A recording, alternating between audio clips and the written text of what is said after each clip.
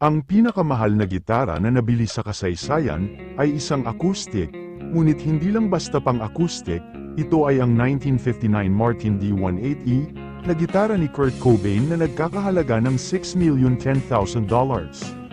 Ito ang ikapito sa 302D18E na ginawa, pero sa totoo lang, ito ang gitara na ginamit ng icon ng grunge band noong 1993 sa pagtatanghal ng Nirvana sa MTV Unplugged, na lubos na itinuturing na isa sa pinaka-successful sa buong serye. Ipinakita dito na ang bandang Nirvana ay higit pa sa isang typical na grunge band,